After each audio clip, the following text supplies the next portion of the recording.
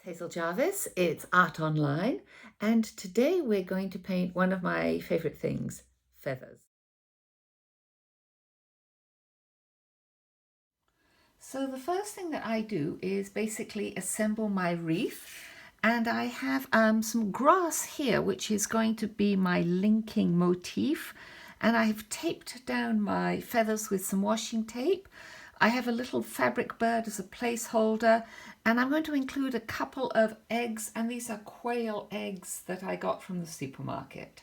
So I'm going to start by roughly mapping out a circle, and this is going to be the base for my wreath. So I draw the shaft of the feather and I give it a nice bend, because you have to remember the feather curves around the bird of a body. I'll put another wild turkey feather up over here. I draw the shaft first, and then I just fill in. Once I've got the main feathers in, I'm going to add in some smaller feathers around the edge, and then I'll put in the bird at the base. So I'm going to base my bird design off this little bird picture here, the Buick's wren. And so now I'm going to draw in a little bit of the wild grass, the stem of the wild grass. And I love the way the leaves sort of twist and turn, so they fit in very nicely and occupy any empty space. So I'm going to clean up and lighten some of my pencil lines. So at this stage my drawing isn't complete, but I figure I can just alter it and add a feather or a wisp of grass at the very end if I want to, and I have enough of the basics. I'm going to start by painting these lovely wild turkey feathers. So I'm going to take some burnt sienna and I'm just going to paint it on most of the feather on either side of the shaft. I want to leave the shaft dry. So I start with a fairly big glob of paint, a nice big puddle, nice and wet, and then I just pull that paint up and down on either side. And you want to be sure that your shaft gets thinner at the very top, almost disappearing at the end. Next, we're going to tackle the blue jay feather. So I mix a blue from number 64 and number 63. So it's slightly turquoisey, and I'm just going to paint in both sides on either side of the shaft. The top of my feather is white, and at the bottom you've got this lovely broken pattern here, so we add that in too. And I have another blue jay feather, slightly different, which I'm also going to put in. And if it bleeds slightly across the shaft, I don't worry too much about it. For the sake of balance, I like to work in threes, so I'm going to make this a jay feather too. Next, we'll tackle this lovely stripy one, and I'm honestly not sure where it came from.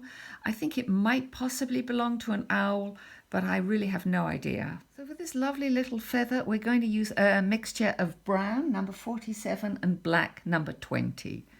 And we'll just start to stroke that paint in. And you'll see as I paint this that I go up and down with my paint stroke just to give it a livelier look. Again, I don't know where this or who donated this particular feather, but we're going to paint it just because of the beautiful downy base. I start with some yellow ochre at the top, and that is number 44. Nice and loose.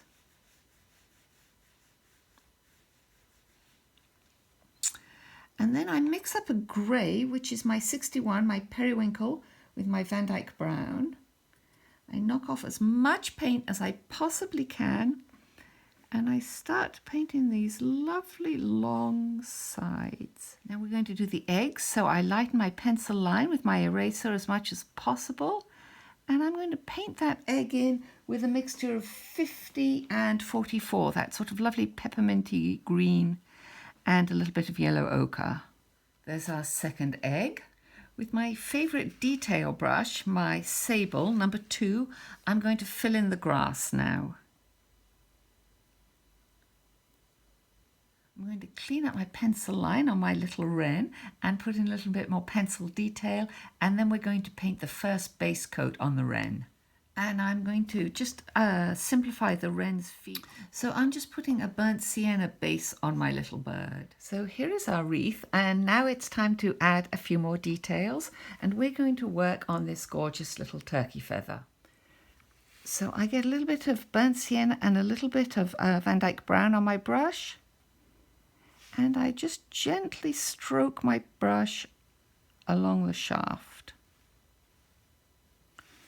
And I do a second line so that we have a double line on our shaft.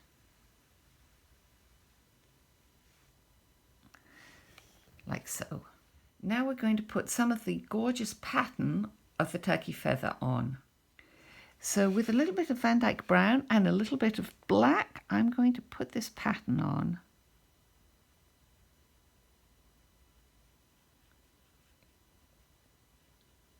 And we'll repeat this on the two other turkey feathers.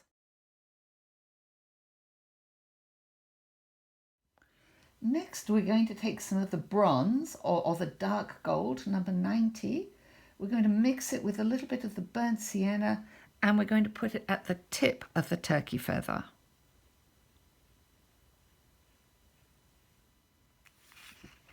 The metallic paint takes a few minutes to dry, so we can't do the nice black bands on it. So instead we'll go back to the blue jay feather and work on that. So I mix up a little bit of black with my indigo, and I'm going to define the shaft.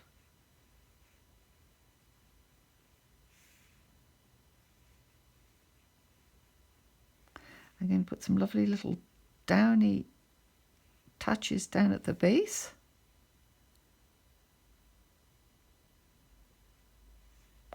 And I'm just going to draw around very lightly the outside of the feather.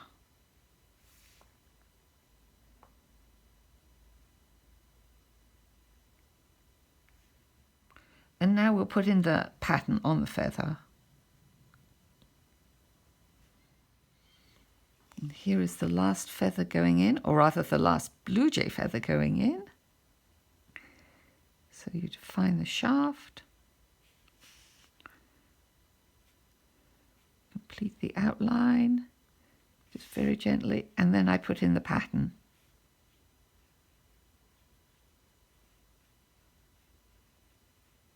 And we're going to finish up this feather in the same way by defining the outline. So we finish up the turkey feathers by putting in this black bar.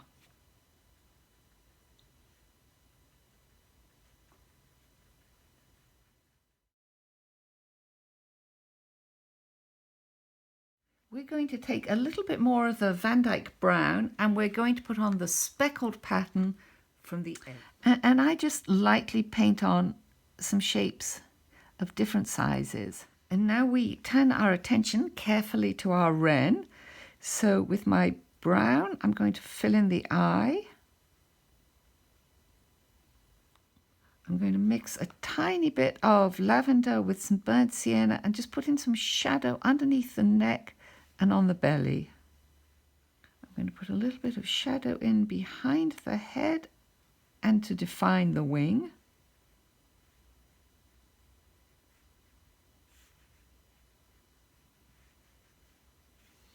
And a little bit on the tail feathers.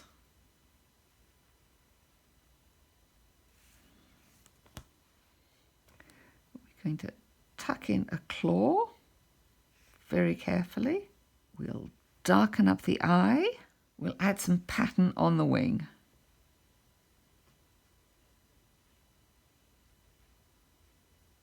So my bird is rather a generic bird. Not much says wren except the angle of the tail. And you could do any bird you like. You could do a blue jay. Since we've got turkey feathers, you could do a turkey, for example. I'm going to go back to my feathers now, and I'm going to put in some of the fluff down here. Fluff, I'm going to use my bleed-proof white and my good brush. So I knock off some of the extra white on a napkin. And then on top of the darker background, I just put in a couple of tiny strokes. And just for fun, I'm going to put a little bit of white on my wren too.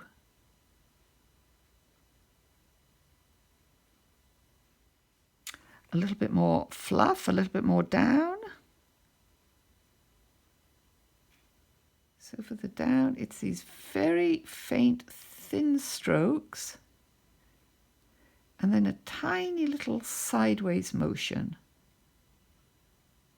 But for the white to show up, you have to have a grey or a dark colour behind it. And I use a little bit of white just to define the shafts one more time. At this point, you should probably walk away for a few minutes and then come back and reassess, take a look, see if you want to change it, see if you want to add any more details. I think I'm going to add a few more details, a few more grass seeds just down here, just to give the base of my wreath a little more grounding. So you can finish your feather wreath with tons of detail, or you can leave it fairly simple. In any case, I hope you've enjoyed this project. I hope you'll have fun with it. And as always, I want to see what you do.